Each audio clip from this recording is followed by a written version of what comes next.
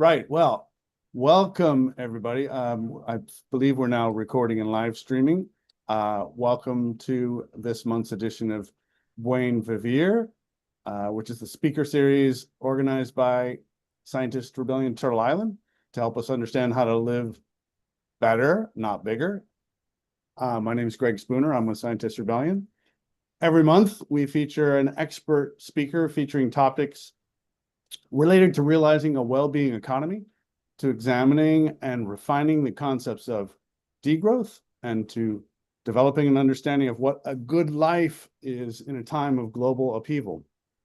Our speakers explore topics at the intersections of social, nature, and economic justice, building societies where standards of fairness, equality, and livability are balanced with land and resource rights, environmental protections, and dignity for all. Our talks are live streamed to our social media platforms, and past episodes can be found on our SR Turtle Island YouTube page. So today we have Max Wilbert. Max is a community organizer, a wilderness guide, a photographer, and a co-founder of the anti-mining group Protect Thacker Pass. He's currently working on a master's degree in degrowth, and he's the co-coordinator of the Community Resistance and Resilience at the Community Environmental Legal Defense Fund. His most recent book with co-authors Derek Jensen and De'Ara Keith is Bright Green Lies, How the Environmental Movement Lost Its Way and What We Can Do About It. And Max writes an interesting newsletter called Biocentric you can find on Substack. So Max has an interesting title for his talk today, and we'll go for some time, and then I'll moderate questions at the end. So please, Max, I'll go on mute and take it away. Great. Well, thanks, Greg. Appreciate that introduction, and thanks everyone for being here. I see a few familiar names and faces in the audience. So hi, everyone, and hello to the new folks. So today I'm going to be talking about a few different things. I'm going to start by discussing, let me move this window up here so I can look at your faces while I'm talking. I'm going to be discussing what it means to be a radical and why I think we all should, through talking about scientists and classical liberalism and idealism versus materialism. I'm going to talk about why technology isn't a savior for our planet and our climate, and why I actually think it's an imperialist or culturally blinkered attitude towards technology to perceive it as a savior. And how this is very common, especially in academia and among scientists. And then I'm going to argue that we all need to become revolutionaries. So just a few light topics, easy to cover in 35 minutes.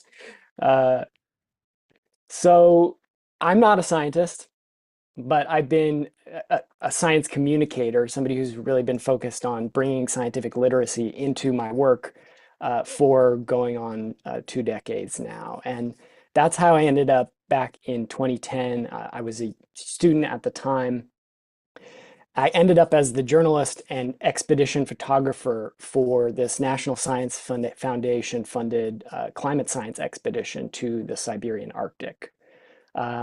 Russian-US relations were obviously in a much different place at that time. And we spent over a month at this place here, which is called the Northeast Science Station. It's located near the mouth of the Kolyma River. Housed partially in this old Soviet-era satellite dish facility and the surrounding buildings. You know, we were bunking on this barge and going out. I was spending day after day, you know, observing these scientists, professors, postdocs, grad students, some undergrads, spending all day long. This is the Arctic in summer, so there was no darkness when we arrived, and maybe an hour a day by the end. So we're trying to pack it in. Long days, formulating experiments, collecting data, looking at permafrost, soils, rivers. It's a thermokarst landscape, so trying to figure out what's happening with carbon cycling and methane releases and the thawing of the permafrost and so on. So at the time, this was 2010, like I said, which was the hottest year on record in the Arctic, and at that time. And I was very afraid of global warming. I had been studying it, independently, starting probably in the early 2000s when I was just a teenager. I'm dating myself a little bit there. But I spent day after day with these climate scientists, and these are experts who've been studying these topics for a long time. Uh, I'm observing their work, and we're having conversations as we're eating dinner, as we're walking out across the tundra to gather data, and I'm observing, I'm photographing, I'm writing about what they're doing. And I was really struck by the extent to which the conversations didn't actually focus on the climate crisis. There was very little discussion about the big picture of what was happening. There was a lot of talk about the minutia, the details of the experiments that were being run, a dissolved oxygen test in the lake that you see in this slide here, or, these samples that we're gathering about soil carbon and so on. And then there was casual conversation about whatever topic, just joking around and having fun and telling stories and stuff when people are relaxing. But there was very little talk about the issues. And it felt very strange to me. When I did manage to get the scientists talking, their position on how to respond to the climate crisis and more broadly, the ecological crisis, it mostly amounted to this attitude that says, our job as scientists is to produce the information that goes to voters and goes to politicians, and they're the ones who will make the decisions.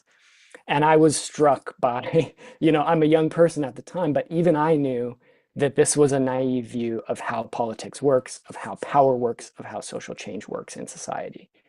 Um, I think a lot of this goes back a long ways. You can look at people like Rachel Carson and the paradigm of scientists raising awareness about an environmental issue based on sound data and research. And even despite opposition from powerful industries, society and politicians making rational decisions to transform economic systems and how we live, to do better. But obviously that isn't going very well. COP30 is going on right now in Brazil. This slide is showing the first World Climate Conference back in '79 and the various COP meetings and other conferences since. And the main trend line here is showing CO2 concentrations in the atmosphere, and the colors are just showing year temperatures. So you can see it's not working. This approach isn't working. And I'm sure this group probably knows better than I do all the reasons for that. The inherent conservatism in science, the politicized nature of the IPCC, the disconnect between the different working groups, where some of the working groups are actually very afraid and very radical because of what they're seeing in the data. And then other working groups are essentially watering down what they produce, what the science actually says, for political reasons, and that's what gets presented to the public. And if you're in this group, Scientist Rebellion, I assume it's because you're a scientist who has recognized that information and data alone is not enough to solve the ecological crisis that we're facing. You're probably no longer operating under the illusion that society will make good choices with good data. And I want to dive into this briefly because I think it's actually important to kind of pin down why this is happening and point out a split that exists in politics, in considerations of social change. And the split is between a classical liberal perspective and a radical perspective. So in classical liberalism, what I mean by that is sort of the liberalism that emerged from the Enlightenment. I'm not talking about like liberal versus conservative on the political spectrum, because many, at least traditional conservatives, are liberals as well in the sense of being classical liberals, right? Classical liberals believe in idealism, which is sort of the primacy of ideas and the mind. And they really focus on the individual as the main unit of social change. And the result of that is that liberals believe that ideas are the main shaping force in our entire society, right? We think certain things, we take individual actions based on that. Our actions shape the world, and this creates a given social, political, economic reality. And there's some truth to that, but it's very incomplete. And that's why I'm a radical. Not in the sense of extreme, but in the sense of the Latin root of the term radix, which means simply root. trying to get to the root of issues. That's what radicals do. And radicals think the other way around for the most part. So we think about the economic structure of society, the basis of how our lives are organized to maintain our basic well-being and sustenance, and the power structure that we exist in. This largely determines our way of thinking, our culture, the ideas that we have, the boundaries of what is acceptable and what is not, the Overton window of academia and public discussion.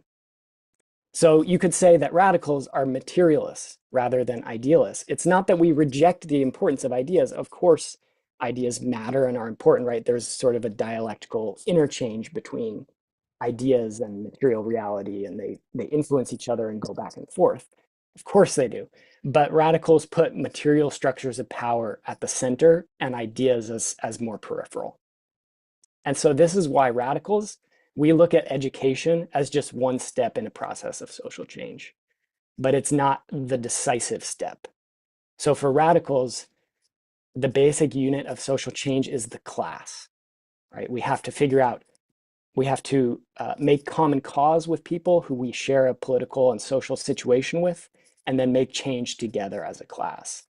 And I'm showing this, this slide here because this is a very individualistic approach to the climate crisis, right? It's all about consumerism.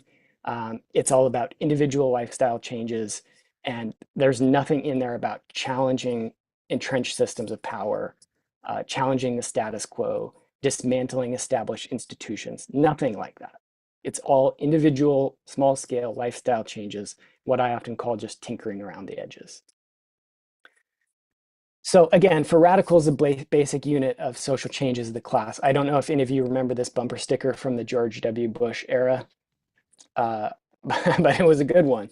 So we use class in radical politics because it's sort of a heuristic, right? It's a model that helps us to understand who fits into what political roles, with what interests, and what for what purposes. And these different ways of thinking, liberal, classical liberalism, and radicalism, they lead to very different political strategies. So for liberals, oppression and systems of destruction, ecocide, climate change, all these things, they're largely the result of mistakes and misunderstandings. And if people can only be educated properly, they'll abandon the beliefs that led them to do these destructive things, and they'll act in better ways, right? For radicals, oppressive power, destructive systems are almost always not a mistake. They're deliberate systems, sets of institutions, laws, cultural norms, courts, militaries, police, all these real things that enforce a real and tangible and unequal arrangement of power. And then they build an ideological system to justify that unequal arrangement of power, right? So hopefully this is making sense to people, but I want to pin it down with an example. So there's a Trinidadian historian, Dr. Eric Williams, who wrote a book called Capitalism and Slavery. And one of the quotes from that book, and I'm making a parallel here, so if you're confused, why are you talking about slavery all of a sudden and racism? I'm making a parallel here between this and the climate crisis, the ecological crisis. So this historian writes, slavery was not born of racism. Rather, racism was the consequence of slavery. So he's saying the slavery came first, then the racism was built to justify the continuation and expansion of it. He's arguing a radical view here. And if you've studied anything about the pseudoscience of race, you know that this is true. Racial categories shift over time. It's been completely made up. Here's an old scientific diagram talking about how Irish people were actually Africans. And so therefore they were inferior, and you could tell so by looking at their skull and measuring their skulls. Pseudoscience that is absolutely disgusting in terms of what it's been used to justify throughout the world. But Dr. Williams is arguing this radical view, right? He's arguing that xenophobia and prejudice and so on, of course, that existed beforehand. That's kind of often a thing that exists in human societies, but it wasn't really a coherent system of power until slavery and other forms of oppression required the creation of ideologies to justify their continuation and expansion. And obviously, that has pretty profound implications for how we approach the topic of dismantling racism. Because is it just an idea, or is it a material system of power? And this is the parallel that I'm trying to make with the climate crisis and the ecological crisis. A liberal perspective looks at these issues as primarily about ideas, as emerging from people's minds, and pivots from there, it makes sense, to a strategy of education, right? You shift people's mindsets. Education's important. I'm not saying it's not important. Here I am giving a public talk. It would be silly of me to say that education doesn't matter. But radicals, we look at climate change, ecological crisis, and we say the primary issue here isn't education. The primary issue is there are thousands, millions of oil refineries, pipelines, coal power plants, logging projects, mines, urban sprawl, industrial agriculture, plastic factories, and on and on and on that are physically destroying the world right now. Right? That's the main issue. The cultural stuff is important, but it's sort of ancillary. It's built on top of, it supports that. Here's a few photos I took just last week, actually, down up by the Columbia River. And this is the primary issue here, right? We know that we know what is destroying the planet. It's very clear. And radicals look at this material reality and we say, okay, let's focus on that. We need to shut down these projects. We need to change the material conditions, and the culture will follow. The liberal paradigm in science, I think especially, works pretty well when power isn't being threatened. And an example that I've used before here is the ozone hole, right? The ozone hole, there was a clear scientific warning. There were alternative chemicals available and more could be developed. Power wasn't under threat. And so under that circumstance, sort of a basic liberal scientific perspective could be quite effective in addressing the situation. Great. I'm glad we took care of that one. We all should be glad, right? Not that it's completely gone, as anyone who's in Australia or elsewhere where the ozone hole is thin probably knows. But this approach fails when power comes into the equation. And there's a second layer to this, and it's the layer that I called technological somnambulism in the title of this talk. And this is, a lot of my work has focused on this. It's the idea that's very common, and in my view is false, that technological innovation will solve the climate crisis, or more broadly, the ecological crisis, or that it will even contribute in a major way towards the solution of these crises. This idea goes pretty much unquestioned in academia, or at least for the most part it has. There have been a few exceptions, very noteworthy exceptions, folks who I've admired and been reading their work, their papers for a long time. But especially, I think, in climate research, where you have, it's hard science, you have a primacy of modeling, a lot of modeling going on. It's led to sort of an almost purely numerical approach to solving the climate crisis, where people look at it as a set of numbers in a spreadsheet. And that, I think, that has led people to almost exclusively focus on technology to save the day. Ironically, this is mirrored in a quote from Rex Tillerson, who was the former Secretary of Energy and the former CEO of ExxonMobil, who said about global warming, quote, "It's an engineering problem and it has engineering solutions." And he went on to say, basically, this isn't a crisis, we'll adapt. We shouldn't stop or change the way we live in any fundamental ways. And again, this actually reflects very precisely what we see from a lot of climate scientists when they talk about nuclear power. I mean, look at James Hansen, wind turbines, solar panels, electric vehicles, geothermal, carbon capture and storage, biofuels, hydrogen, plant-based plastics. There are so many examples that we could go down a list through. But here's the problem, right? So the idea that green technology will make industrial civilization sustainable is As Carl Sagan would say, it's an extraordinary claim that requires extraordinary evidence. And that evidence does not actually exist. This often gets overlooked, I think, in academic circles, in climate science circles. Um, and in my view, it's because folks really aren't trained outside of the purview of the science itself. You have a lot of people who are experts, like those scientists who I was in the Arctic with, who are absolute experts when it comes to um, carbon cycles in Arctic soils, or methane release from permafrost thaw in thermokarst landscapes in the Arctic. They know far more about that than I ever will, right? But they have a bit of siloed thinking when it comes to solving these issues. Um, Generally, these aren't people who are trained in systems thinking to integrate things like politics, sociology, psychology, history, the dynamics of power, how capitalism functions, um, geopolitics in the world today, resource flows, what extractive industries look like around the world, all these different topics. So again, the idea of a sustainable industrial civilization is theoretical. It is entirely theoretical. It only exists in fiction and in models on computers. Um, in the real physical world, all the evidence shows that industrial civilization is not currently, obviously, sustainable, and can probably never be sustainable. Almost certainly, I would say. All the evidence is pointing in that direction. Um, Greenhouse gases rising, species extinctions accelerating, even common species declining in abundance, dead zones in the ocean expanding, um, plastic and chemical production skyrocketing, urban sprawl heading further and further across the landscape. All these things are headed in the wrong direction. Could we have a carbon neutral industrial civilization? That might be possible.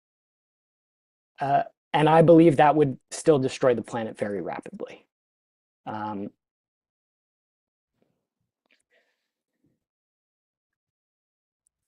in fact, I'll circle back to that point a little bit later here. I was going to talk about Jevons paradox, but we don't have much time here. So this is sort of some of this talk I give in more detail when I have a bit more time, but I want to make sure we have time for questions and discussion. So the definition of unsustainable is that a system will collapse, right?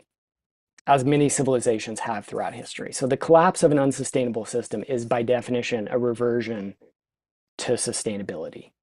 And I believe that when the collapse of industrial civilization occurs, ecology on the planet, the natural world, will, in general and over enough time scale, will be better off. And this actually includes future human beings, because any of us who exist in the future, of course, will rely on healthy ecology for survival, right? We need clean water, we need food, we need places to live, we need habitat like any other creature on this planet. We may feel like we need our smartphones, we may feel like we need AI, we may even feel like we need electricity and running water. These are modern conveniences that aren't actually needs. We feel like they're needs, but they're not. And I don't say that sort of flippantly, but rather just as an observation. I hosted an event years ago that Chief Kayleen Sisk, who's the chief of the Winnemem Wintu tribe in Northern California and sort of the Shasta, Sacramento Valley area, spoke at.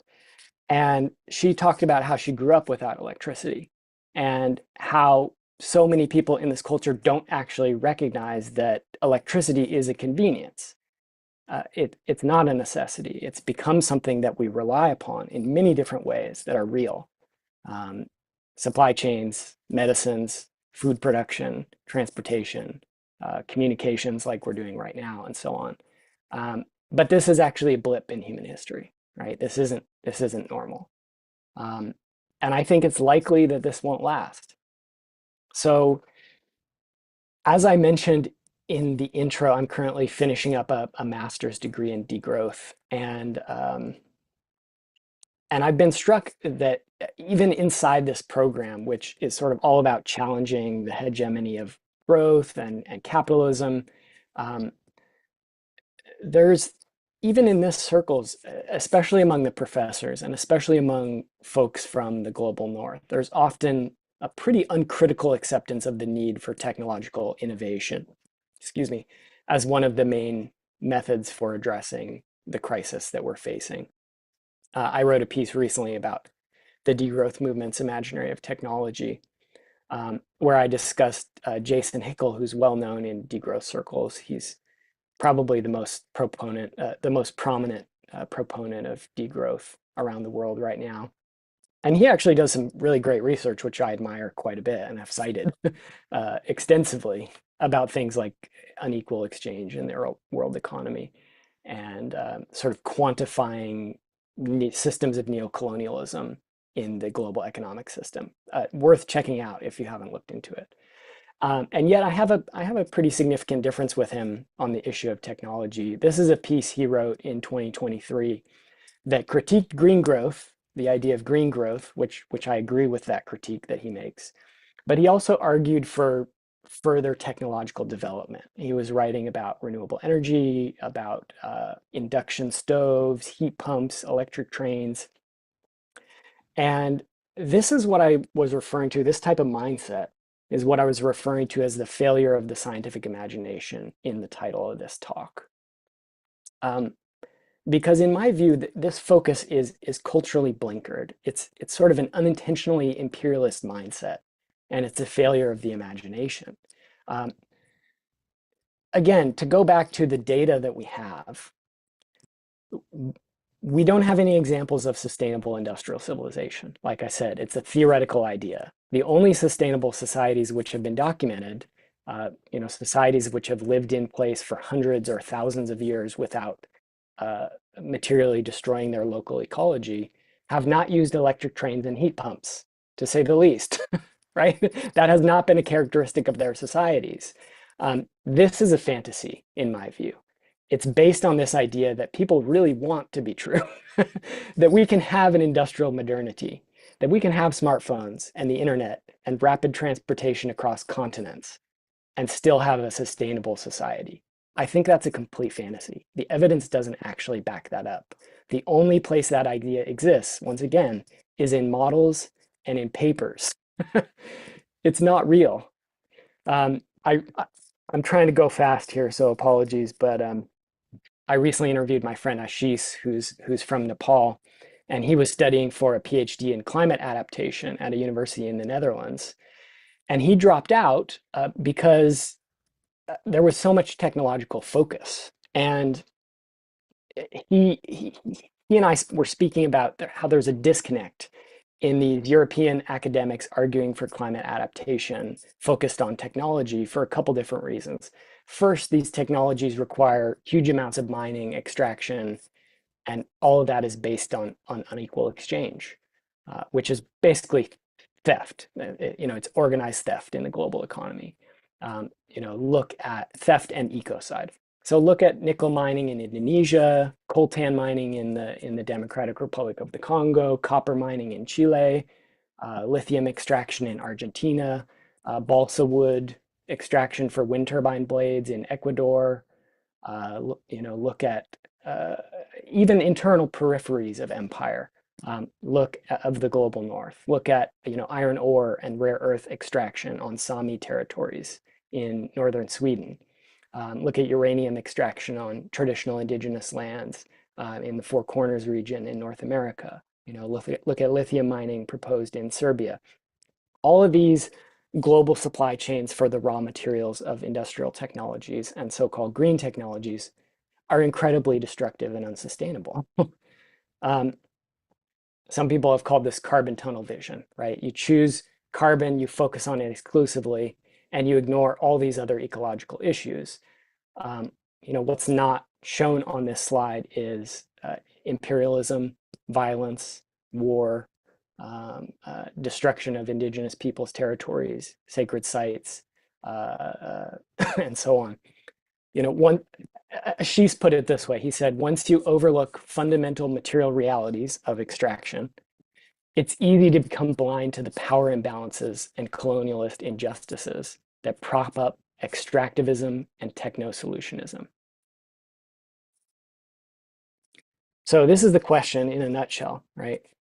Should people like myself who live in the global north in a very privileged position, or even people who are living in the upper classes of the global south, should we have the right to destroy and dispossess indigenous peoples, local communities, endangered species, whole ecosystems, so that we can try and force this theoretical idea of sustainable industrial civilization to be true, right? So that we can test that thesis, um, so that we can maintain this standard of living that we've become accustomed to? Or are we sort of replicating imperialism, colonialism, ecocide when we do that?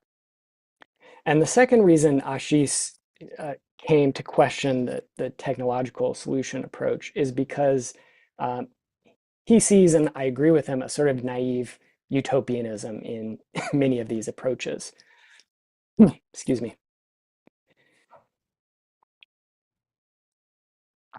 So this is a slide from Andrew Weaver. I don't know if he's right or not, but depending on the literature that you read, things are likely to get pretty grim in a lot of different ways in coming decades, coming centuries.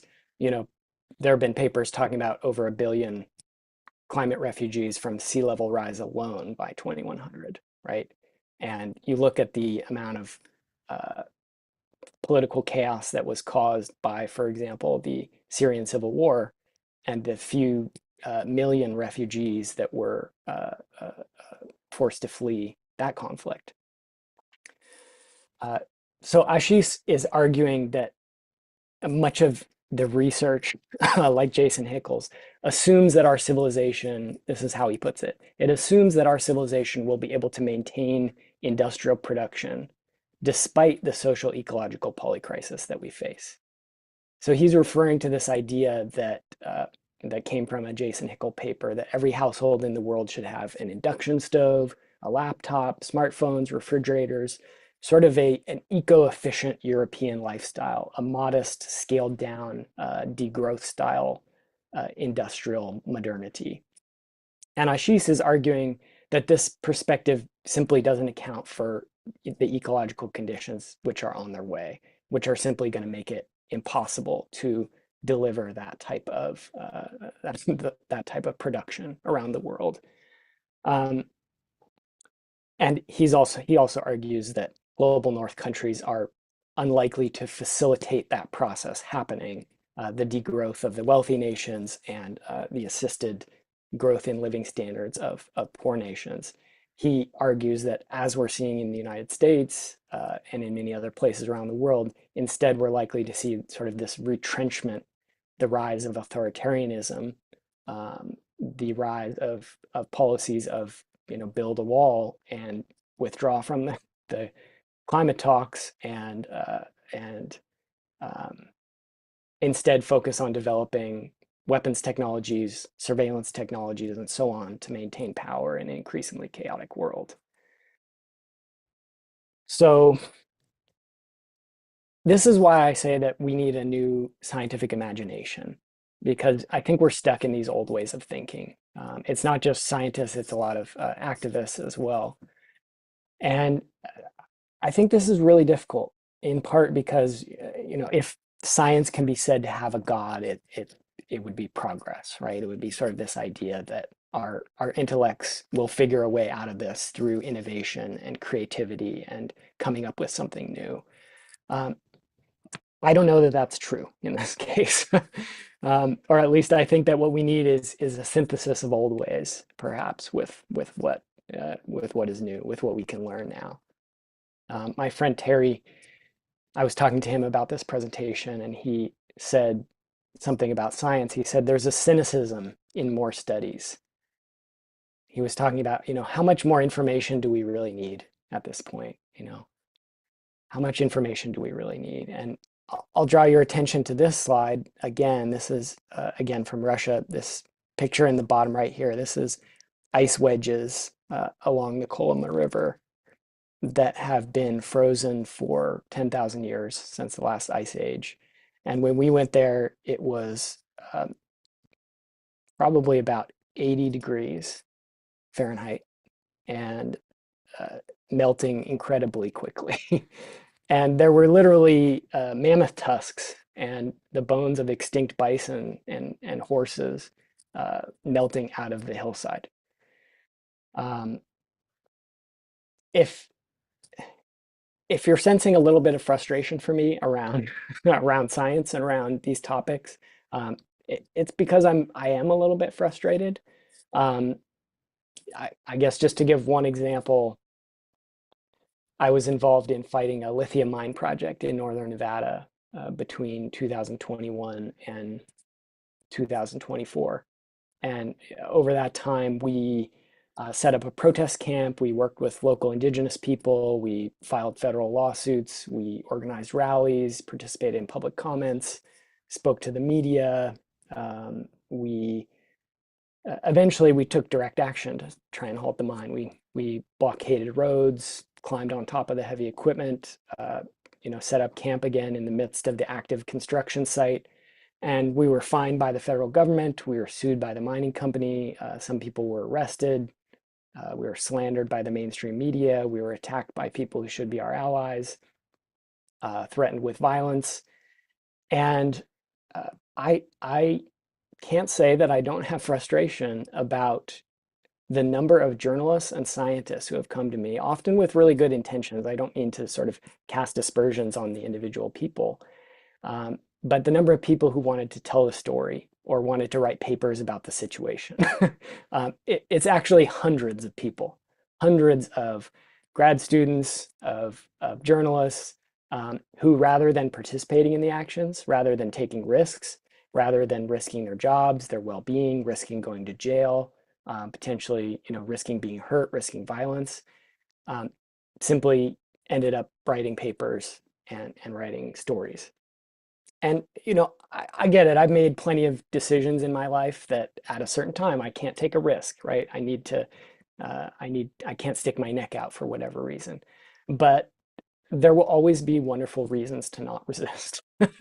There will always be really good reasons to not take risks. But I think in the time we find ourselves in, we need courage. We need revolutionaries, not scientists, not journalists, not even writers and speakers like me.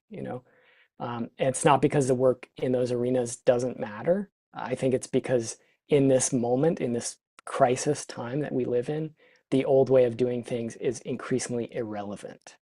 It's just irrelevant, right? That liberal perspective that I talked about earlier. And I sometimes share this quote from James Connolly, who was an Irish revolutionary that's in the bottom of the center here. He says, revolution is never practical until the hour of the revolution strikes. Then it alone is practical. I think a lot of climate scientists are probably feeling that way. A lot of them probably felt at a certain point like doing research, writing papers, it's going to help move us in the right direction. We're making a difference. And a lot of scientists are probably feeling like now what we're doing has no impact. It's not actually changing anything. So why are we doing this? We need to take action, right? We need to be bold. We need people on the ground to take on the physical material realities that are driving the climate and ecological crisis. Remember the materialism that we talked about earlier? Remember this slide, right? The refineries are still working. The oil pipelines are still flowing. The old growth is still being logged. It's not because we haven't written enough papers. It's because they haven't been shut down yet. It's because they still have the ability to function. And they will continue as long as they're allowed to, as long as nobody stops them. That's what all my work's about. That's why I'm here. And I want to leave you all with this quote as I wrap up. There's nothing rational about rebellion. To rebel against insurmountable odds is an act of faith, without which the rebel is doomed. That faith is intrinsic to the rebel, the way caution and prudence are intrinsic to those who seek to fit into existing power structures. I do not know whether the new revolutionary wave and the rebels produced by it will succeed, but I do know that without these rebels, we are doomed. That's a quote from Chris Hedges.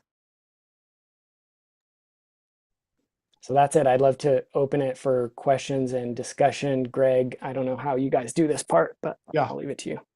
Tremendous, Max. That's fantastic. And I guess what we would probably do is folks can either put things in the chat, I think is or you can raise your hand. And if you do want to verbalize your question, we'll unmute you, but please keep it succinct so we can stay within time.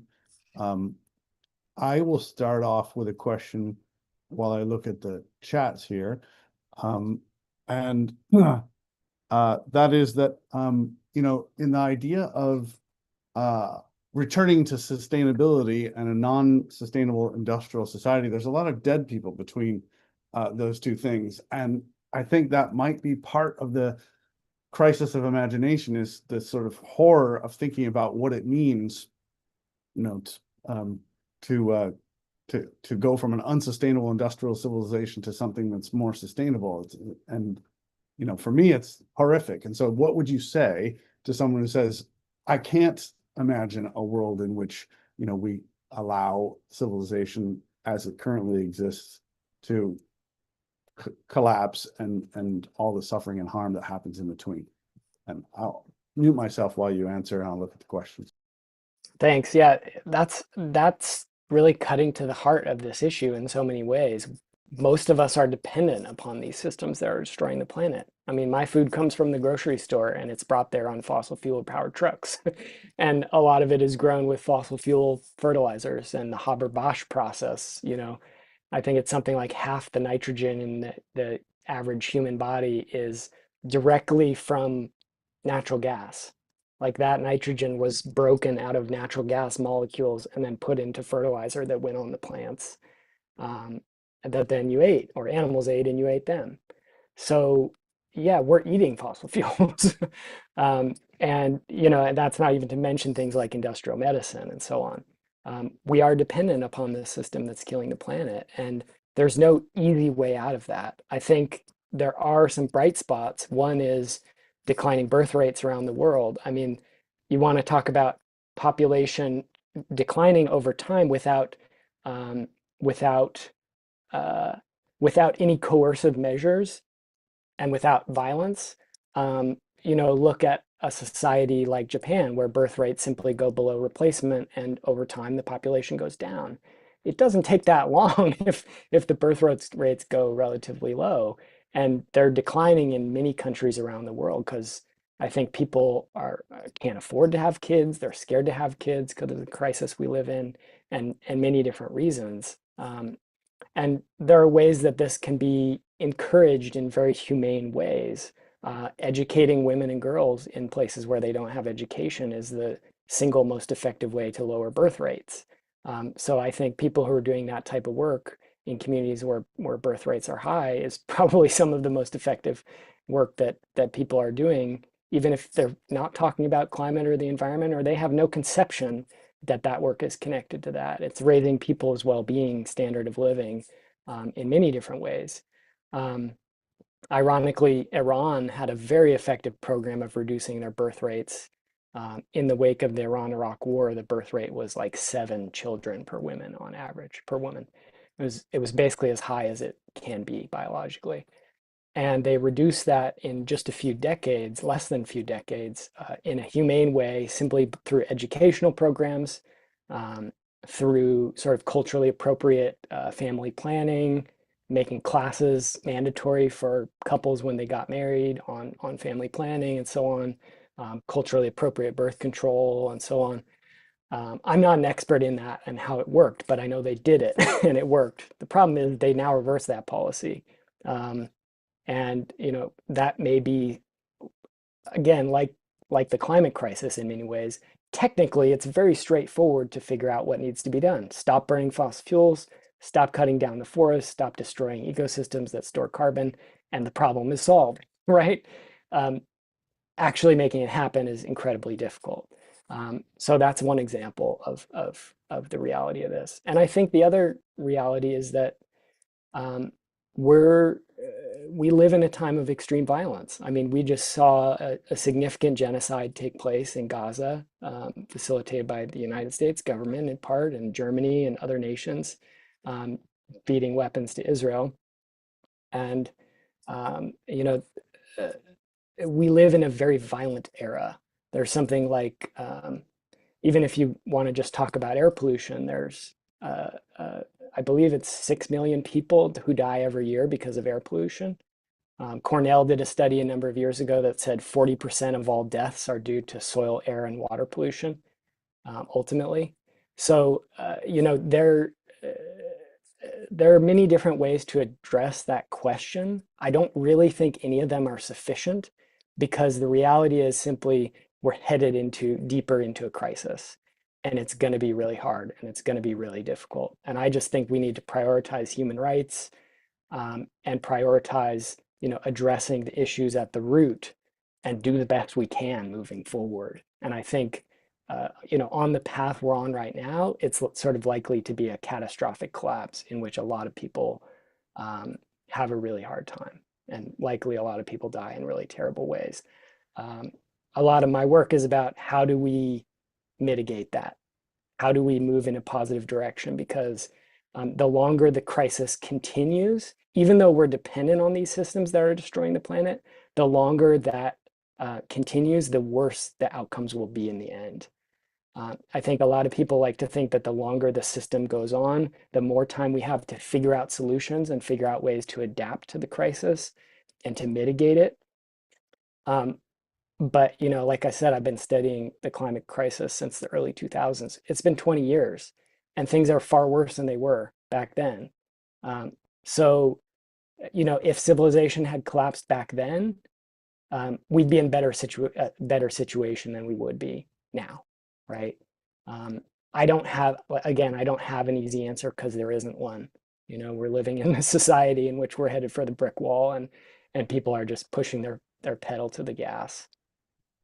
That's an interesting heuristic that, the idea that we just hang on and buy time, maybe that's the answer. But no, the more we push off change, the worse it gets. That's an interesting thing to think about. I will pop between the chat here, and then the people with their hands raised. Joseph asked a question around planned obsolescence and, sort of maybe invoking things like right to repair and the life cycle of our industrial artifacts. How much can that help? And then we'll go to Bethany after that. Yeah, I think planned obsolescence is definitely a problem. I think it's, personally, I think it's sort of a lower order level of problem. I think about, to me, the underlying root of the ecological crisis that we're facing is that industrial civilization is inherently unsustainable. It's structurally unsustainable, functionally unsustainable. Then, at lower levels, you have these problems like planned obsolescence, like corporate control of the media, like, all these different things. Even the burning of fossil fuels is sort of a lower order problem than the fundamental issue that this industrial society is unsustainable in many different ways. So I think addressing planned obsolescence is important and is useful. But to me, it's sort of like, I don't think producing iPhones is sustainable whether they last 2 years or whether they last 25, because they're still based on blowing up mountains. They're based on refining minerals at extremely high temperatures. They're based on this global economy of unequal exchange, a system of neocolonialism in which the poor are essentially being forced in different global South nations to participate in a system that's immiserating them, that's destroying their lands. So that's why, to me, things like planned obsolescence, they're important, but it's really a symptom of a deeper issue. Hopefully that's Okay, thanks. Bethany, you want to unmute yourself and briefly ask? Yeah, thank you. This was such a good talk. So you ended by noting that we need to stop the production and extraction of fossil fuels, and we need people on the ground willing to do that. And it raises a bit of a moral dilemma because this would be a minority, a radical minority. And we're opposed, one second, we're like when billionaires act as a minority and determine the future for all of us, we get upset. Yeah. And yet, as activists, we seem willing to act as a radical minority. And ideally, we would change the trajectory of this society for everyone involved. And what do you think about the role of humility and the actual moral responsibility we take on in doing that? including doing it with potentially violent means?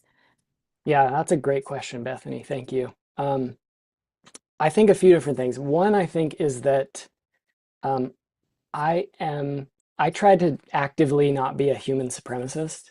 And what part of that means for me is I think about what are not only the human opinions on this issue, but if whales got a vote, if old growth forests got a vote, if large fish populations got a vote, if elk and wild turkeys and bobcats got a vote on this issue, what would they tell us to do? What would they ask us to do? Um, to me, those aren't sort of rhetorical questions, and I don't throw that out in sort of a flippant way. I think that many of us actually do perceive the other forms of life on this planet as willed beings that have their own volition, their own lives that are just as valuable to them as our lives are valuable to us. And I think if we take that seriously, then it changes the calculus on this, because there are millions of species on this planet, and many of them are being driven extinct by the actions of one species, a portion of one species. And I don't say that to dismiss your question, because I think it's an important one, but I do think that um, waiting for a consensus to be achieved would be a mistake. And I think, as a few examples of that, I would say, look at the civil rights movement. When Martin Luther King was assassinated, he had a very, very low public approval rating. The reality was that he lived in it. The United States was a deeply racist society. That was normalized. And I think in a similar way, we live in a society today in which industrial modernity is normalized. It goes unquestioned by most people. And so if I went out in public and gave a presentation like this, a lot of people would look at me like I was actually insane.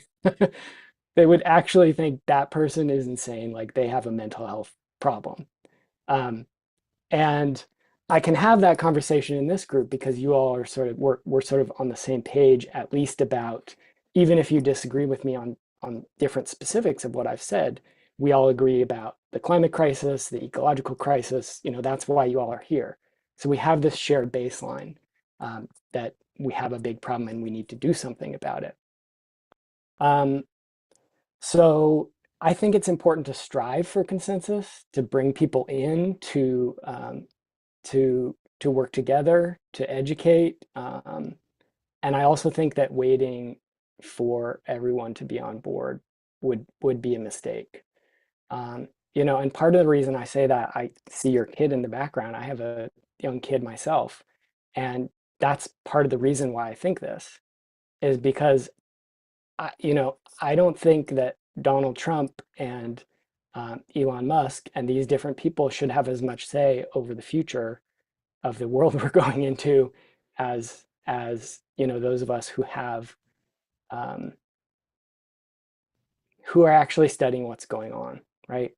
I think we live in a world that's ruled by sociopaths, and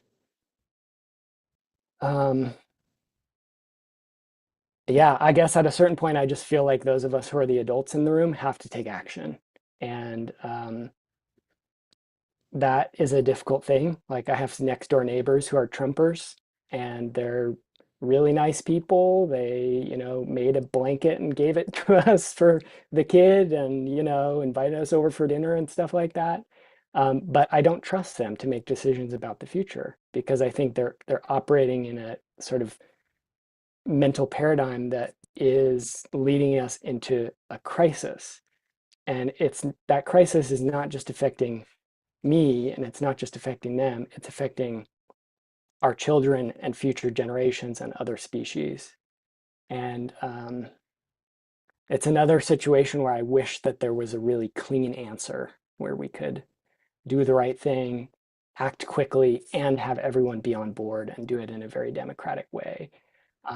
I just don't see that happening. It might be possible in some local communities, even in some small nations that sort of have more functional cultures than we have, at least here in the United States. But here, I don't see it happening. I see the impacts of you know 50 years of a television culture, and And I see a lot of people who are operating within a mindset that is kind of disconnected from the reality that we're living in. And again, that sort of to me gets to the liberal versus radical divide. Do we focus on education and focus on reaching the individuals, or do we act from a class-based analysis? Do we say that it actually doesn't matter if 99% of the people vote to destroy a mountain to get the lithium from it, because the people who live there, the creatures who live there, the natural world didn't consent to that. They didn't agree to that, and they don't think that that's okay. So actually, this isn't decisions like that don't get to be made by a majority vote or by a democracy. That's not right. And I think that we just need to have the wisdom to understand that in different situations and act on it. I wish I had a better answer, but Very interesting question, Bethany, and maybe another way to think about it is you bring up the tactics of violence and things like that, and maybe the question of humility it goes to what are the tactics that we use to engage. But let's move on here. We only have a few minutes left. Jeff asked a couple of questions in the chat. I'll just paraphrase briefly. If we accept that power can't be challenged, if that's our sort of operating point, shouldn't we actually engage in a technological middle path from a harm reduction point of view? And then Jeff also asks about decoupling and Jevons paradox. Check. Interesting. Okay. Yeah, I don't think power will concede. And I think that's why we're in a situation fundamentally of conflict. I've studied some environmental negotiation, and you go into any negotiation, the fundamental idea is you have to share values with one another, right? Like if you divorce someone, maybe you and the person you divorced have shared values around your kids. You might hate each other's guts, but you both want the best for your kids. So you can negotiate from that point, right? But at a certain point, like at Thacker Pass, we're fighting this mining company, and people would ask us, why don't you have a conversation with them? And we'd say, it's pointless. Like they want to destroy the mountain. We want the mountain to not be destroyed. Those are their fundamental issues. They want to take the lithium out of that place. We want them to not take the lithium out of that place. There can be no negotiation at that point. All there is conflict. And that's sort of an unfortunate reality. But I think that's where we're at. I do understand the argument for working within the system to make the crash softer, so to speak. For example, I've got a good friend who works in public transportation in Seattle, and I do understand that argument. Personally, I just choose to not work in that arena because I think that the moment we're in for calls for far more than that. I think that it's inadequate to meet the scale of the crisis that we're seeing, and that's a personal choice. I don't know that I can make that for others, and I actually do have sympathy for folks like Jason Hickel. I critiqued him a lot in this talk, but he's talking about the necessity of degrowth. He's talking about sufficiency combined with technologies of efficiency. I have sympathy for that compared to people who are talking about let's just replace fossil fuels with solar and wind and nuclear, and then we'll run all the data centers we want and we'll grow the economy forever. And that to me is insane, right? That's the green growth mindset. People who are actually saying, okay, we might need to cause some harm, but we're going to try and scale down dramatically while we do it. I have sympathy for that to the extent that people aren't lying to themselves and other people about what's actually required for that to happen, right? If you're going to promote electric cars, then you better tell the truth about where the lithium comes from, what's sacrificed to get it, and the deep inequality that it perpetuates, that system perpetuates. Again, I don't choose to do that because I don't think it's a morally coherent position in the face of these issues that we're facing. But you know, yeah, I have more in common with those people than with Donald Trump or Musk. Mhm. Okay, thanks for that. Rob, would you like to unmute and proceed? And then before you speak, Rob, it is top of the hour. Max, are you able to stay longer or do you have to go? I can stay. Yeah, absolutely. Okay, so we'll try to get through the questions here. Go ahead, Rob. Okay, thanks, Max. Great presentation, and I've long admired your work. I want to go back to something you said about science, that roughly you said science has it right on the climate, just wrong on the solution.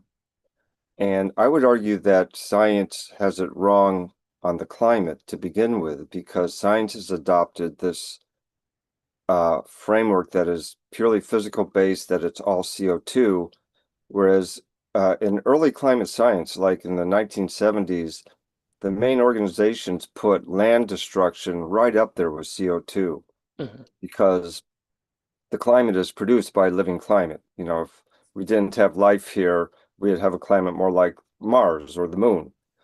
And that understanding has been really pushed down.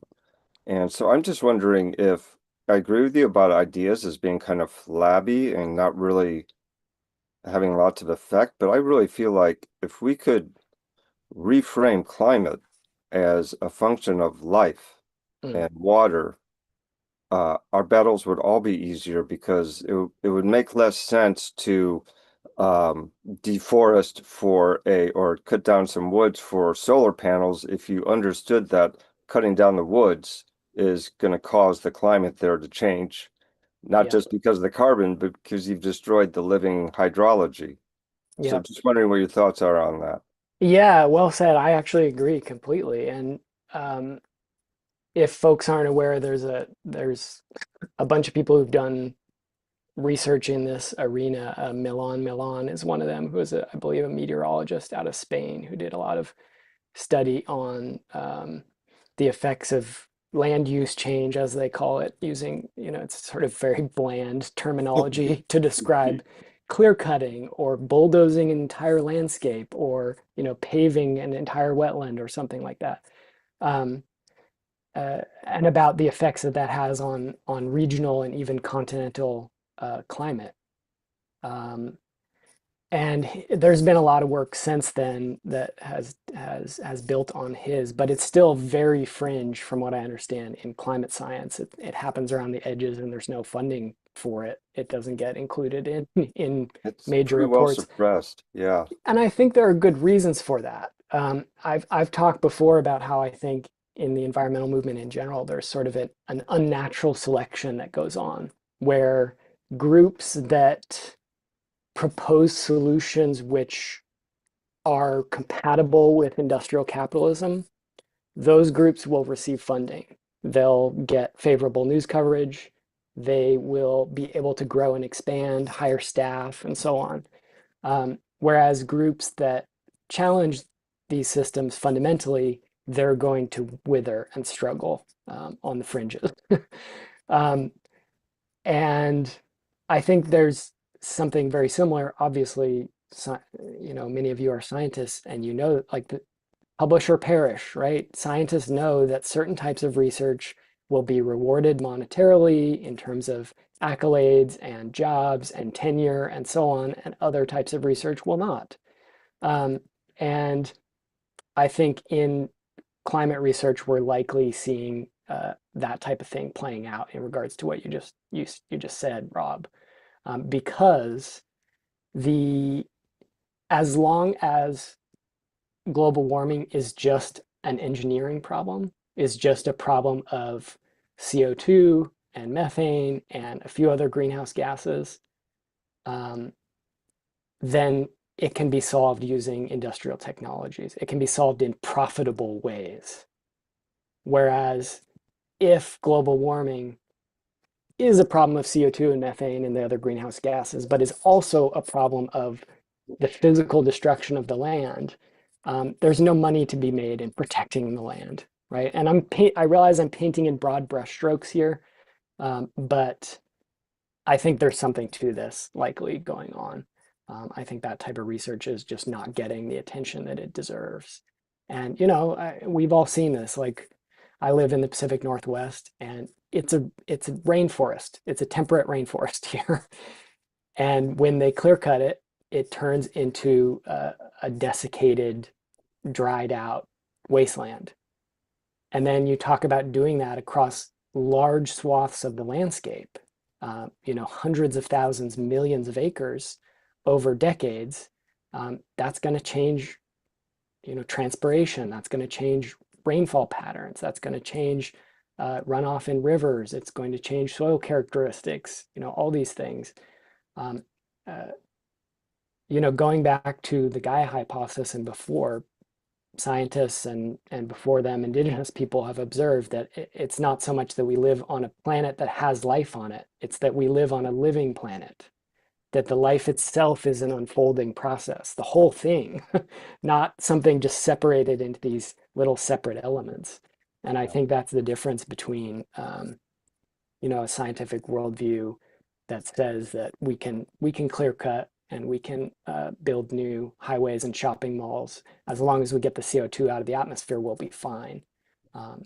That's sort of the techno-modernist approach. And I guess I just disagree with it. I think there's sort of scientific, factual reasons to disagree with it, but there's also simply sort of moral and ethical reasons to disagree with it.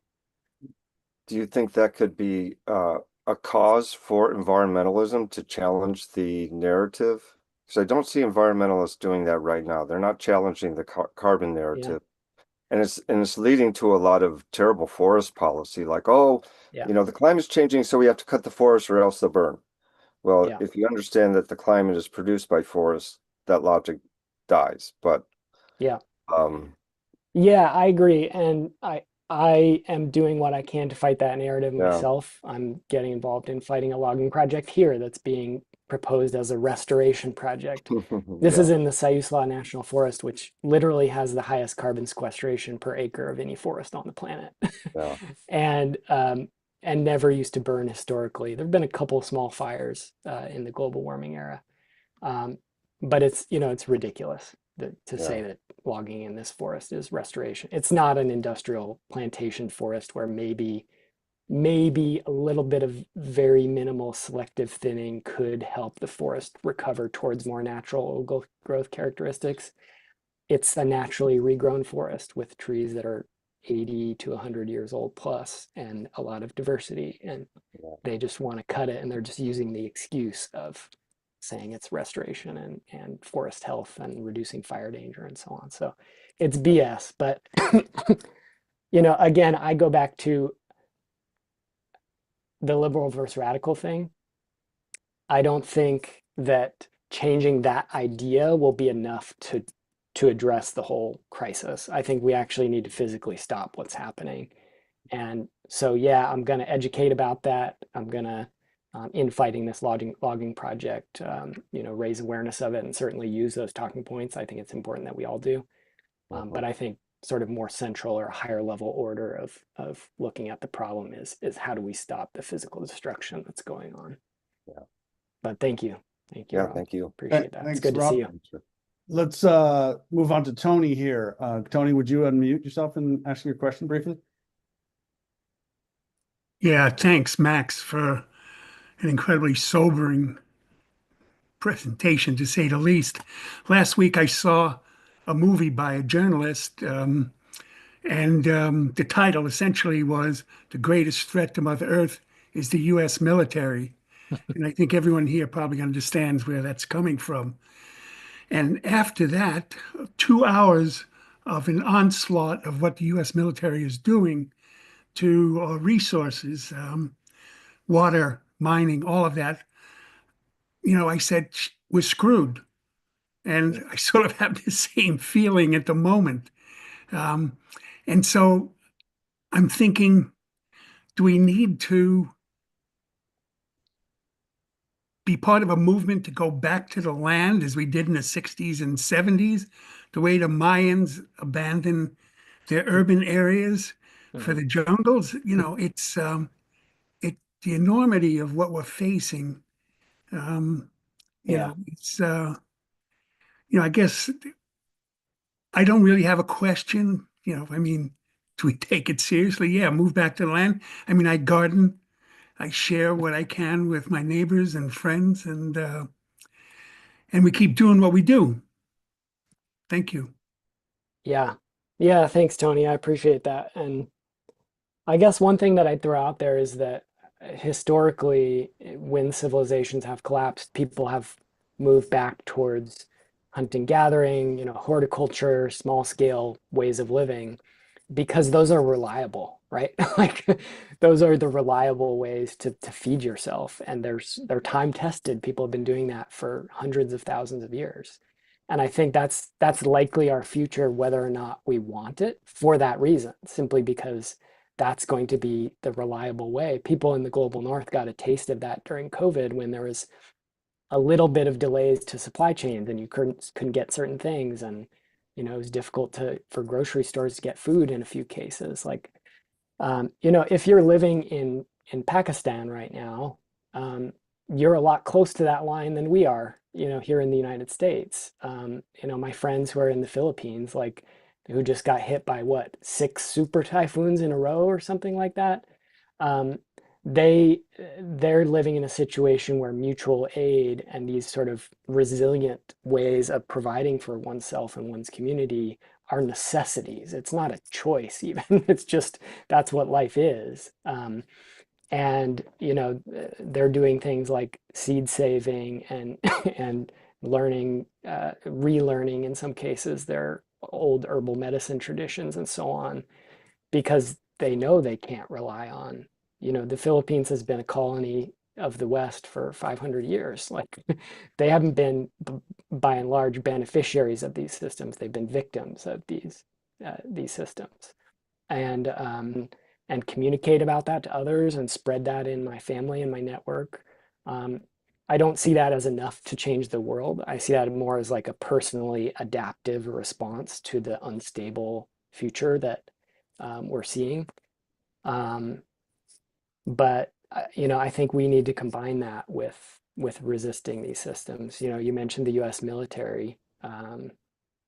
You're absolutely right. One of the biggest forces of Earth destruction and human people destruction in the world. I And think building community is an important part. I mean, yeah, yeah, I can head for the hills, head for the mountains, but that's nothing.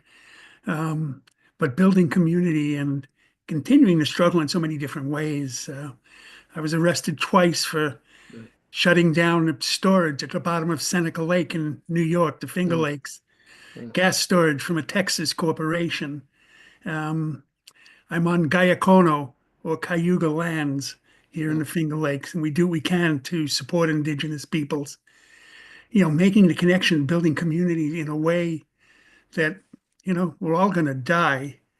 And I'm getting closer to it than I'd like, not because I want to live a long time, but I feel like there's so much I need to do for my grandkids and all the kids. mm. Anyway, thanks again, Max. Yeah, thanks, Tony, and thanks for your work. Appreciate that. Let's see. I'm scanning the chats and there's a lot of comments, but I see one sort of question that I can pull out here, and then we'll go to JJ.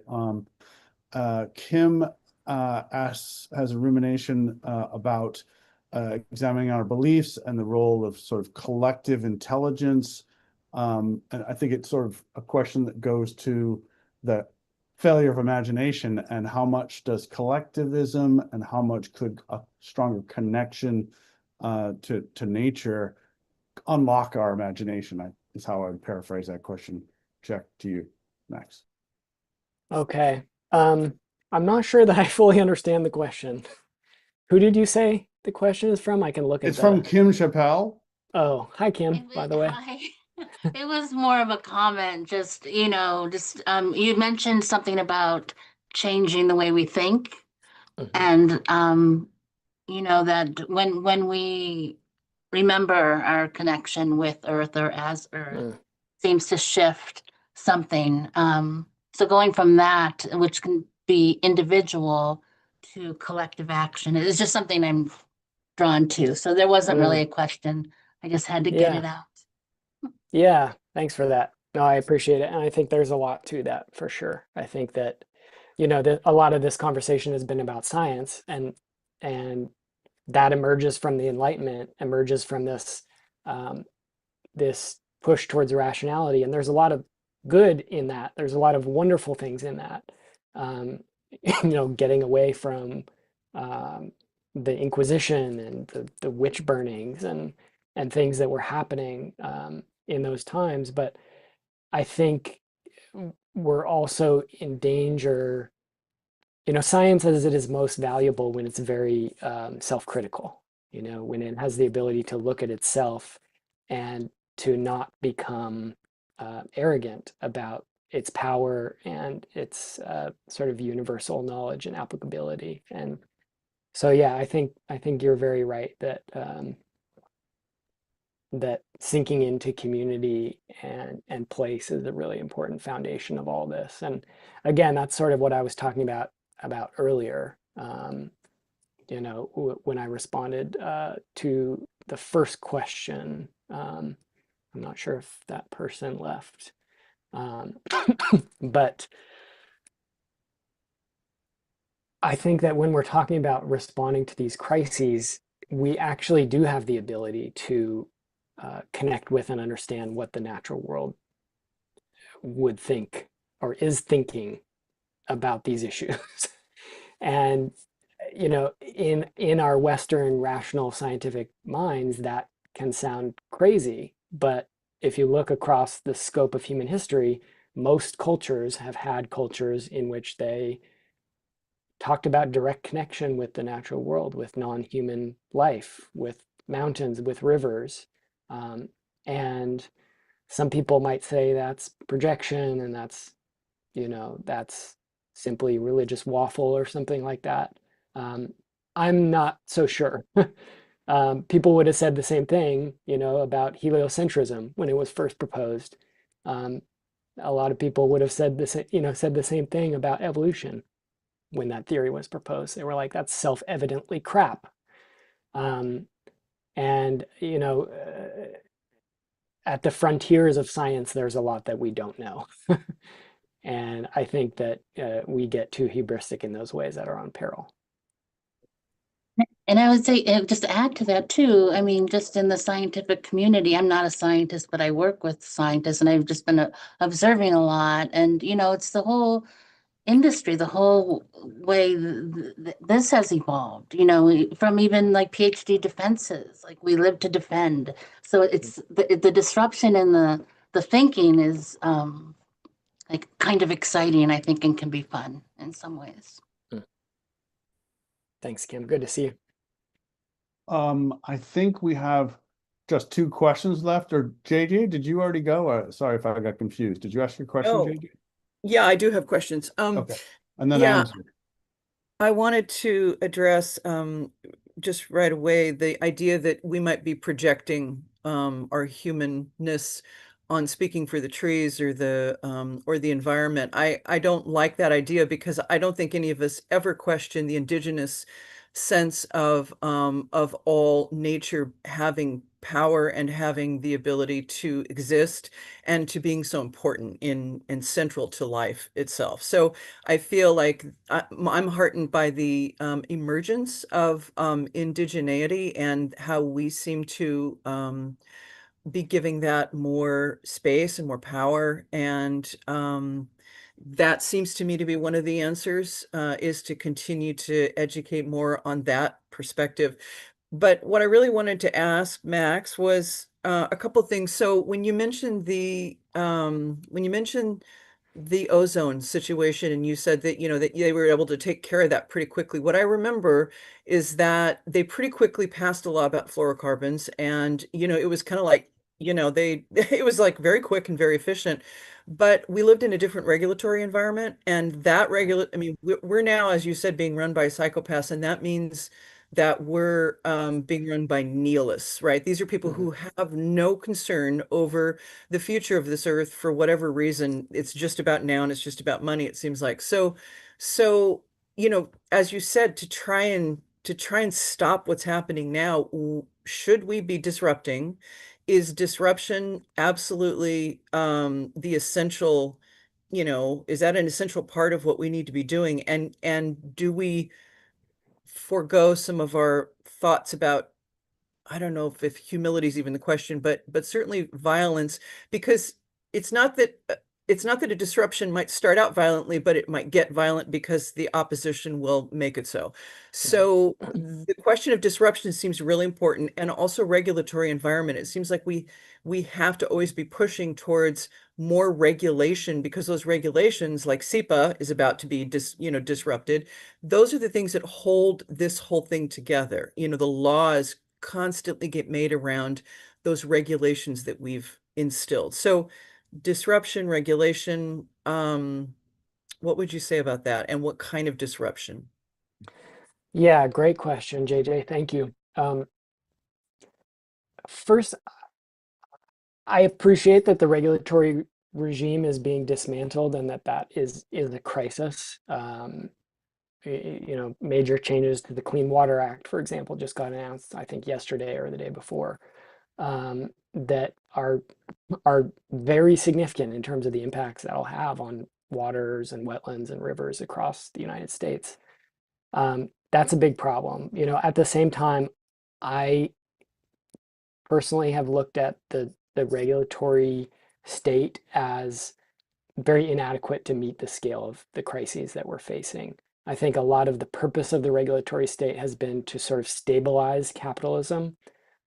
In some ways, a lot of regulations have served a dual purpose in which they have reduced pollution, they have materially created some better outcomes, but they've also mitigated fundamental opposition to these industries and sort of made it possible for them to continue. And I don't think that is deliberate. I don't mean to poo-poo the efforts of many amazing people who've been working in these areas to try and make real change that has been very important, that I've benefited from in countless ways, and we all have. But I don't trust that regulations are our path out of this. I think that they may be useful as stopgap measures in some certain situations. But you asked about disruptions. Here's a couple more slides that I thought I'd throw in case I got asked about this. A few different examples. Upper left is in Germany. That's protests at Lützerath, I believe, against an open pit coal mine.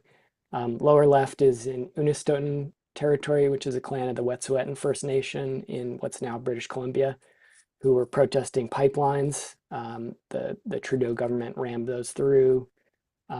They're still out there, still trying to stop them, but they're building pipelines now across their salmon streams. And another place where I went and where you can just drink the water straight out of the streams, but maybe not for long, with likely spills coming and the construction impacts and so on. The upper right is the valve turners who simultaneously shut down 5 tar sands pipelines coming into the United States from Canada. This was back around, I don't know, 2015. I don't know if anyone remembers. It was a while ago now. And they just found pumping stations. They researched them. They cut through the fence. They went in. They called the oil company and said, "Hey, we're about to shut this down. Do whatever you have to do to make sure it doesn't leak," or whatever. They gave them 15 minutes to do that. And then they just turned the valves and they shut down 25% of the oil coming into the United States like that. In the lower right, I don't actually remember what that picture is from, so I can't talk about it. A couple other examples here. On the left is Jessica Resnicek, who is currently finishing up a prison sentence for sabotaging the Dakota Access Pipeline construction back in 2016. She's a Catholic worker, so she comes out of they have a long tradition of fighting the nuclear industry and the plowshares and anti-war activism and so on. She's an absolute hero in my view. On the right, another Christian guy, interestingly, I'm not Christian, but this guy, Webo Ludwig, sabotaged a bunch of oil infrastructure along the British Columbia-Alberta border back in the 90s and early 2000s after the oil and gas industry came in and Women in the community were having birth defects all of a sudden, stillbirths, stillbirths among their animals, all kinds of direct problems that they were facing. So Max, I would ask you then, in the light of all this, there's these few individuals that will do this, right? But it seems like the crises create these few individuals that will react in these ways. I'm wondering though, if we need to change, like if liberals in general need to change their orientation towards the willingness to support this being done. Because I think we have a generation now who might do this. I really see Gen Zers as a different generation now. They're willing to take chances that the olders of them don't. And I am wondering, should we be actively supporting all the time the idea that disruption is a very positive force and we create more of these people? Absolutely, yeah. And I think that any tactic can be used in the wrong way and at the wrong time. So I'm not an absolutist when it comes to tactics. I think that nonviolent direct action can be deployed in ways that are very destructive to movements.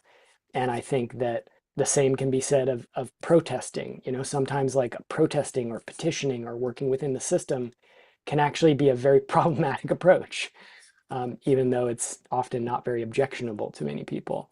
And similarly with sabotage or different forms of more. I don't think of sabotage as violence personally, because it's property destruction. It's not violence against people. But those tactics can be very effective. They can also backfire. They can be used in the wrong ways. They can be used at the wrong time. I think it all depends on context. But yeah, absolutely. I think we're in the time where this is justified. And I've been saying this for 15 years now. A lot of people in the United States, for example, don't even know that in apartheid South Africa, Nelson Mandela led an underground military army to fight apartheid. They blew up power transmission lines. They blew up mines and oil refineries. They assassinated agents of the apartheid state. I'm not saying that's what we need to do specifically, but I'm saying a lot of people, that history has been whitewashed. A lot of people, for some reason, think of Nelson Mandela as a paragon for nonviolence, probably because of the Truth and Reconciliation and everything that happened in the aftermath. But that all came about in part because of the relentless resistance of the people on the ground in South Africa who were fighting the regime, as well as the international support and the BDS campaign and so on. But yes, JJ, to answer your question, I think we need to. Here's a few examples from fiction where I think this is kind of seeping into the culture a little bit more broadly. And I think people are getting scared in this Trump era with good reason. That's the point of repression, is to make people scared. But we're seeing it seep into popular culture, these discussions about more serious tactics, because it's not working. What we've been doing hasn't been working. And so I think that we need to escalate. Absolutely. Thanks, Max. Let's wrap with a final question here, and then I've got a couple words to say in closing. Anzu, do you want to unmute and ask your question briefly? Thank you. And thank you, Max. I followed your work from the Thacker Pass, and I'm a huge fan. I just want to engage you on some comments that you made about Western science and your reference to it coming from the Enlightenment in Europe, as if it was a sort of an antidote to the Inquisition and things like that. But I would like to posit that actually it was of a piece with the Inquisition, that the Inquisition was led against women at the time, that the burning and the exceptional torture, the lack of empathy, the dehumanization of women, all of that was sort of like a counter to this diverse pluriverse of knowledge that was all across the continent in Europe in different ecological niches where women understood the local biome, the local ecoregion, and were ecological healers, midwives, also related to the collapsing birth rate at the time.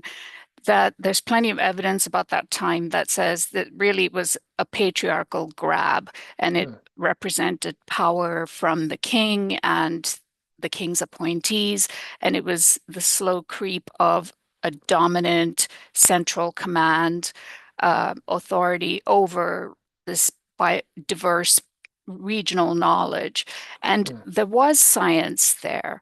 The idea that science is this kind of lab science or dominated by a mechanical paradigm is actually it can be quite easily contested, because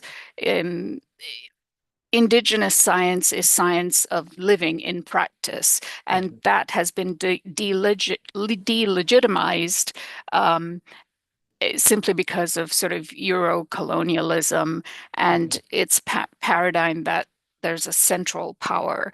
So to your point about science, the fact that it's hijacked what is science and what isn't science, it has a lot to do with that time. And it wasn't like science was a progress away from the Inquisition. Science was woven into the Inquisition. Science became what men did in labs, and not how people knew how to live well.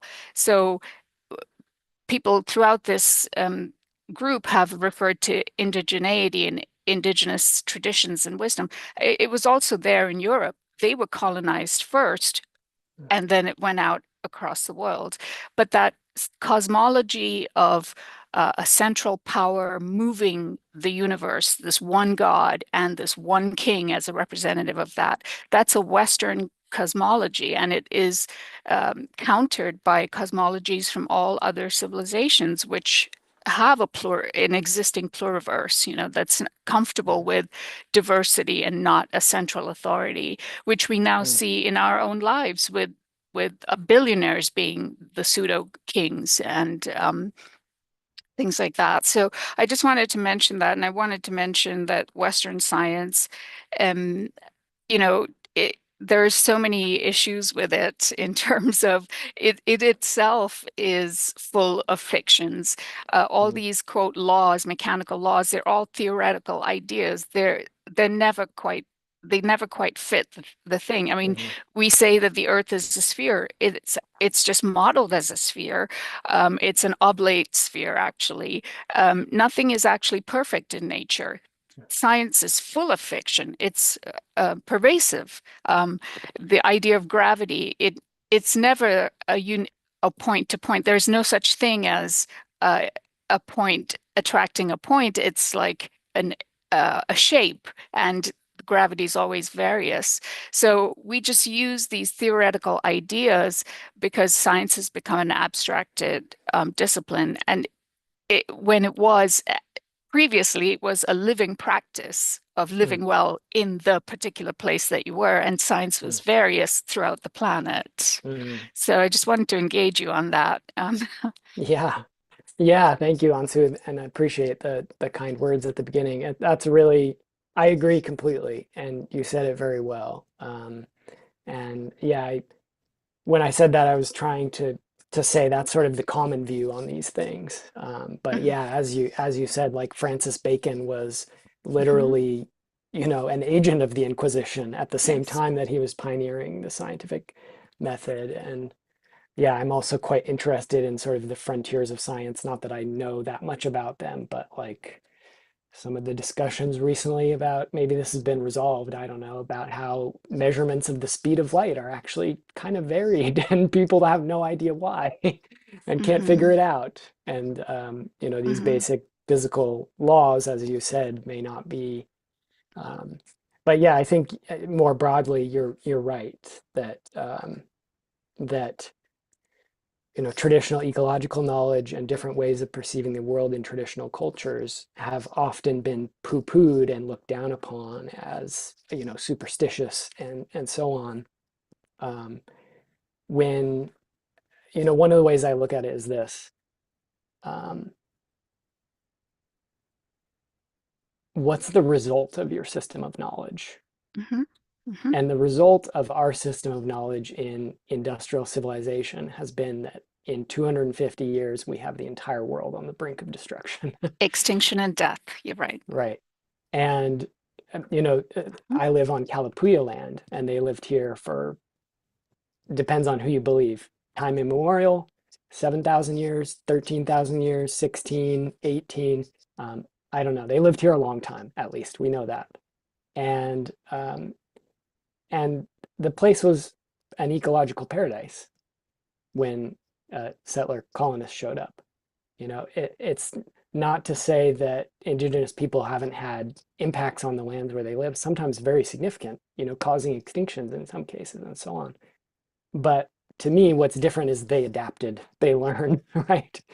In many cases, if you have a new keystone species, an apex predator like humans coming into a new environment, they're going to cause changes, significant changes. That's probably going to happen regardless of whether it's a wolf or a human being or a grizzly bear or an orca or whatever. But those ecosystems stabilized once people were there for a while. And either they built a culture in which they learned from what happened before. They developed systems of maintaining balance with the natural communities, the ecosystems around them. And that's what you saw here in Kalapuya territory was, when European settler colonists showed up, there were millions of salmon in the river, and now the salmon are almost gone. Okay, you want a metric, you want real data to support which worldview is going to lead us in a better direction. And I don't argue for tossing out science. I think it can be a very valuable approach to things. There's a lot that has come out of the system of knowledge that has been developed over the decades. But again, the hubris that is so common within academia and within the scientific world, especially around climate and ecological issues, of thinking that our technologies, our ability to extract raw materials from the natural world and create technologies, industrial technologies, will save us, when that has been the very mechanism that in many cases has facilitated the crisis that we're in now. I think it shows the sort of limits of the scientific imagination in today's world. And what you said about being a radical is going to the root. And exactly the root is what you said, Francis Bacon, and his idea of science is that you rest nature down and you extract her secrets from her, as he wrote in his book. And that as an enterprise has become sort of the model of thinking and consciousness. And the other way of the whole ecological consciousness that is part of indigenous societies, part of old cultures all throughout the world, and part of European old cultures pre the Inquisitions, that it doesn't need to come. I just feel like that consciousness can be resurrected in multiple ways. As you were saying about the example from South Africa, there's just multiple points at which that consciousness can spread about an ecological way of being rather than an industrial. But I really appreciate how deeply you engage with this issue. Thank you. Thank you. And thanks to everyone here and the people who had to leave earlier. Sorry we went so long here, but this has been tremendous, Max. I really appreciate your time and your thoughts, challenging thoughts. To a lot of people here are familiar with your work, but if you're not familiar with Max's work, you can find him on Substack, I believe. He's got the Biocentric newsletter, and you can find him at maxwilbert.org.